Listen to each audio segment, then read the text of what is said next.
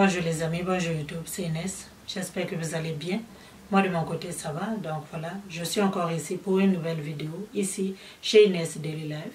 So, si vous êtes nouvelle ici, n'hésitez pas de vous abonner, de liker et de commenter aussi la vidéo, toujours dans le respect. Ok?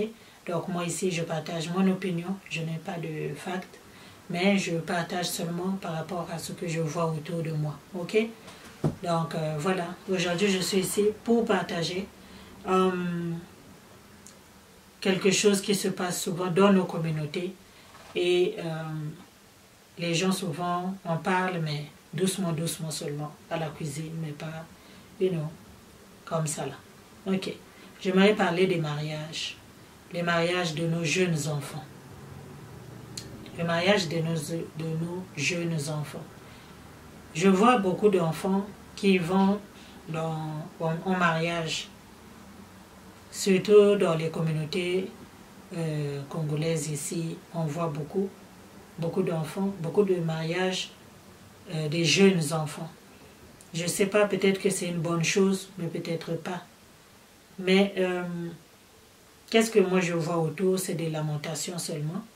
Les jeunes ne sont pas assez matures et parfois ils ont des difficultés dans le mariage. Alors à qui la faute? Pourquoi est-ce que nos jeunes ont de la difficulté dans les foyers? Pourquoi est-ce que nos jeunes n'arrivent pas à handle le mariage? Est-ce que c'est parce qu'ils sont partis en mariage trop tôt? Est-ce qu'il fallait qu'ils attendent encore? Parce que beaucoup parfois essaient d'indexer, nous les mamans, on essaie de mettre un peu, on essaie d'indexer les jeunes filles quand elle a déjà 24 ans, on veut qu'elle aille au mariage. Je me pose toujours la question, pourquoi est-ce qu'on parle du mariage d'une jeune fille? Je pense que le mariage, c'est quelque chose que la personne doit se sentir prête. Si la fille est prête à aller en mariage, elle doit aller en mariage. Mais si elle n'est pas prête de se marier, je pense que ce n'est pas bien de pousser nos enfants dans le mariage. Parce que le mariage, c'est pas c'est pas un jeu, c'est pas un essai, c'est pour de vrai. Et au lieu qu'elle devienne une divorcée après 3-4 ans, je pense que c'est mieux qu'on laisse nos enfants choisir. C'est mieux de laisser nos enfants prendre leur temps. Mais aujourd'hui, on voit souvent une jeune fille qui amène un gars à la maison parce qu'elle a 22-23 ans. Le gars, il vient toujours chez vous. Ça fait 3 mois que le gars là vient. Après, demain, on demande à nos enfants, mais lui, il ne va pas te fiancer. Mais lui, il ne va pas. Après 6 mois, tu ne reconnais pas la personne. Qu'est-ce qui arrive? Après, ils vont se marier. Arriver sur le terrain, là où les choses sont vraiment réelles, les enfants n'arrivent plus. Les enfants n'arrivent plus. Parce que là-bas, dans le mariage, tu vas découvrir qui est ton copain.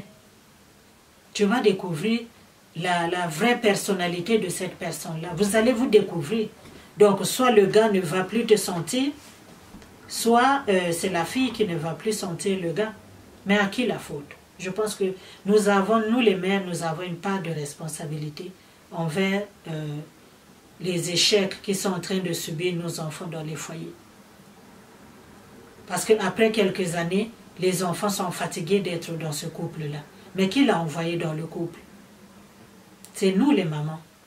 C'est nous, parce que après les avoir vus côtoyer pendant 6 mois, on pense qu'ils devraient se marier. Toi, tu es déjà dans un mariage. Est-ce que ce que toi, tu vis dans ton mariage, ton enfant, elle est capable de vivre ça à 25 ans, à 24 ans? Moi, j'ai toujours pensé que les gens devraient se côtoyer avant de se marier. Les gens devraient vivre ensemble, surtout les jeunes. Ça devrait vivre ensemble pendant au moins 1 an ou 2. Vous allez vivre ensemble dans la même maison. Parce que si tu viens me dire que tu es ma fille, qui a 23 ans, tu veux l'épouser, ok. Mais ça ne sera pas. J'approuve que tu l'épouses, mais tu ne l'épouseras pas cette année. Tu vas l'épouser dans 2 ans. Je vais vous laisser aller vivre ensemble, sans mariage, sans engagement. Restez comme ça, vivez ensemble dans la même maison. Vous allez vous découvrir. Vous allez vous découvrir. Et ce n'est qu'après ça que vous allez décider si vous allez réellement vous marier ou pas. Parce que ce qui arrive avec nos jeunes aujourd'hui, c'est pas bien. Il y a nos jeunes qui sont coincés dans les mariages. Ça ne peut pas sortir de là parce que maman va dire ceci, parce que mes parents vont dire ceci. Nos enfants sont coincés dans des foyers où les maris leur maltraitent, où ils ne sont pas bien. Elles supportent et elles subissent des choses. Elles ne peuvent pas dire, elles ne peuvent plus sortir de là. Il y a aussi des enfants qui ont déjà eu peut-être un enfant, c'est une fille-mère, et quand elle se donne en mariage, ce n'est peut-être pas le temps.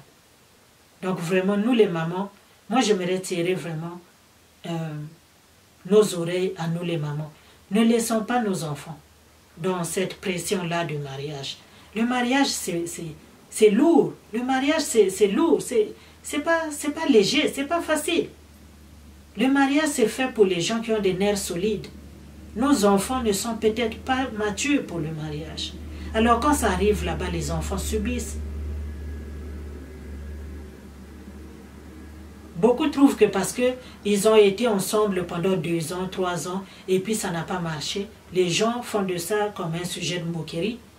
Tu aurais aimé qu'ils soient mariés pour 2 ans puis divorcer. Combien de fois tu vas te marier pendant 2 ans puis divorcer? Je pense que c'est une bonne idée de laisser nos enfants vivre ensemble d'abord, en conjoint de fait. Qu'ils vivent ensemble. C'est pas pour que ça arrive en 10 ans, 15 ans là, non. Mais s'ils vivent ensemble, même s'ils ont un enfant, c'est pas grave. S'ils vont continuer à vivre ainsi, donc ils peuvent se marier. Parce que c'est un engagement. Le mariage, c'est pas fait pour juste là, les faibles. Non, non, non. Parce que dans le mariage, ça ne sourit pas tous les jours. Dans le mariage, ça ne rit pas tous les jours. Dans le mariage, c'est pas toujours rose tous les jours. Donc, quand ces moments de turbulence-là vont arriver dans le mariage, est-ce que nos enfants sont capables de tenir? Est-ce que nos enfants sont capables d'y arriver? Quand vient le moment où l'enfant veut jeter l'éponge, l'enfant veut dire non, moi finalement, c'est pas ce que je pensais du mariage, j'aimerais sortir d'ici. Elle ne peut plus sortir parce qu'elle est engagée. Elle ne peut plus. Parce que ça, c'est ce qu'elle pensait au départ, que son bonheur était avec ce gars-là. Mais au fur et à mesure qu'ils vivent ensemble, elle peut découvrir que non, quand il venait à la maison, il n'était pas comme ça. Quand je partais chez lui, il n'était pas comme ça, il ne me traitait pas comme ça. Les gens changent. Les gens changent. Donc, en vivant ensemble, quand tu vis ensemble avec la personne, tu vas apprendre de ses erreurs, de ses qualités, de ses défauts, et de ça, tu vas tirer une conclusion. Si tu peux handle it, si tu peux rester et supporter ce que tu vois, ou bien tu veux débarquer. Mais si vous n'avez pas eu ce temps de transition-là, si vous n'avez pas eu ce temps de vous côtoyer, de vous connaître, vous êtes seulement parti à la mairie pour signer, il va y avoir beaucoup de divorcés. Et puis, pire encore, nos enfants, ils ne veulent pas divorcer pour ne pas avoir la honte devant les amis. Ça reste dans les mariages où il n'y a pas d'amour. Ça reste dans des mariages où nos enfants se détruisent à petit feu. Moi, je pense que c'est mieux de laisser nos enfants se côtoyer d'abord. Ne mettons pas la pression sur nos enfants de se marier. Ce sont nos jeunes enfants. Un enfant de 20 ans ne devrait pas être marié, selon moi. Tu as 22 ans, pourquoi tu vas te marier? Vivez d'abord ensemble. Si vous voulez autant vous marier, il n'y a pas de problème. Mais côtoyez-vous d'abord, vivez ensemble. Après 2 ans, revenez nous voir si vous voulez toujours vous marier. Parce que là, je sais que tu as senti, tu as vu, si lui, il boit le jus au frigidaire dans le bidon et il le dépose. Si lui, il laisse traîner ses affaires. Parce que beaucoup après se disent non, il laisse traîner, moi je ne suis pas ici comme ça, moi je ne suis pas sa mère pour ramasser derrière lui, moi je dois lui dire quoi faire, il ne veut pas se lever, il ne veut pas faire le ménage, oh la fille elle ne sait pas faire à manger, quand je lui demande ceci. Mais si vous avez eu un temps de transition pour découvrir tout ça, je pense qu'au bout d'1 an, les enfants sont capables de prendre une décision pour dire ouais, je ne pensais pas ce que moi j'attendais, donc vraiment, vaut mieux qu'on se sépare. Il n'y a pas d'engagement. S'il y a un enfant qui est sorti dedans, il n'y a pas de problème. L'enfant n'est pas un handicap au mariage. Beaucoup de femmes qui ont 5 enfants puis qui se marient. Non, c'est pas parce que tu as eu un enfant avec quelqu'un que tu dois te marier obligatoirement avec cette personne. Non, parce que le mariage, c'est pas léger. Le mariage te demande d'accepter l'autre avec ses défauts et ses qualités. De le subir, de supporter certaines choses, ce qui est supportable. Vous voyez? Donc, il y a toujours un comportement de l'autre qu'on ne connaît pas, qu'on se côtoie comme copain-copine. Il y a un côté là qu'on ne connaît pas. Chacun a toujours quelque chose que tu vas découvrir quand vous êtes là maintenant, 24/7. C'est là que tu vas découvrir un côté de l'autre que tu ne savais pas. Et ce côté-là peut te plaire ou pas. Mais si tu veux débarquer, parce que ça, toi, non, tu ne peux pas. Tu ne veux pas être sa mère, parce qu'il y a des hommes qui cherchent une femme comme une mère. Ça ne connaît rien faire. Lui aussi, il a seulement peut-être 26, 27 ans. Il ne connaît rien. Ça se traîne encore. Vous voyez? Donc vraiment, je pense que nos jeunes enfants devraient vraiment se calmer dans ces histoires de mariage. Et c'est nous qui devons les calmer. Parce qu'on assiste beaucoup au mariage des jeunes enfants. Puis ces enfants-là, ça pleure en secret. Ces enfants-là, ça pleure en secret. C'est pas seulement être marié, mais c'est de rester marié. C'est ça. Rester marié, c'est un big deal. Être marié, oui, tout le monde peut être marié. Mais rester marié, ça, c'est pas quelque chose qui est donné à tout le monde. Donc vraiment, n'incitons pas, ne poussons pas nos jeunes au mariage. Quand l'enfant est prêt à aller au mariage, elle ira. On a besoin tous d'une certaine maturité. On a besoin d'une certaine maturité. Et je pense que la période d'essai est très importante pour se connaître. Parce qu'un gars qui vient vous visiter, vous ne connaissez pas. Quand il vient chez toi, il a changé de vêtements. Les vêtements sales qu'il avait, tu ne sais pas là où il les a mis. Peut-être ça reste traîné dans son salon. Mais quand toi, tu vas aller là-bas, tu vas devenir une ménagère. Ce n'est pas ce à quoi tu t'attendais en arrivant dans un foyer. Mais sauf que c'est ça qui arrive dans les foyers. Les garçons, beaucoup se laissent traîner. Ça ne ramasse pas. C'est pas propre. C'est à toi de lui dire, oh mais depuis hier, tu t'es pas lavé. Pourquoi tu ne prends pas ta douche? Oh mais je me suis lavé hier. Mais pourtant, quand il venait chez toi pour visiter, il sentait bon. Il se lavait. Tu voyais, tu pensais qu'il se lavait. Mais au fond, il se lavait 2 fois seulement dans la semaine. Toi, comment tu vas le savoir? Mais quand tu vas côtoyer, tu vas savoir. Et pour supporter ça, pour dealer avec ça, tu as besoin d'une maturité. Et cette maturité-là, ça ne vient pas comme ça. Donc vraiment, les amis, arrêtons de pousser nos enfants dans les bras, dans le chemin du mariage, quand nos enfants ne sont pas prêts. Beaucoup autour de nous sont là à regarder les autres. Eh, ça fait, mais toi là aussi, 30 ans est arrivé, tu n'es pas encore marié, so what? Si la personne ne veut pas se marier, elle ne veut pas se marier. By the way, le mariage n'est pas fait pour tout le monde. C'est pas parce que toi tu aimes rester en mariage que l'autre aussi. Mais on est là à se poser des questions, à regarder toujours les gens. Cet enfant-là, elle a 27 ans, elle n'a pas d'enfant, elle n'a pas de fiancé. Eh, mais toi, c'est quand tu vas nous présenter ton fiancé. Pourquoi tu veux qu'elle te présente son fiancé? Quand elle sera prête, elle va te présenter. Ce n'est pas à toi de lui demander. Au contraire, regarde-la mûrir. Regarde-la devenir mature avant d'embarquer sur le chemin que toi tu as pris. Parce que toi aussi peut-être que tu as fait des erreurs. Mais pourquoi tu veux pousser ton enfant à y aller tôt? Parce que quand ça va commencer à gâter là-bas, l'enfant là pour faire marche arrière, il y aura maintenant le poids de la communauté. Il y aura le poids de la famille, des amis, la honte. Elle va rester là-bas, elle va subir. Puis toi, tu vas perdre ton enfant. En tout cas, moi, c'était mon opinion. Pour moi, les jeunes ont le droit de rester.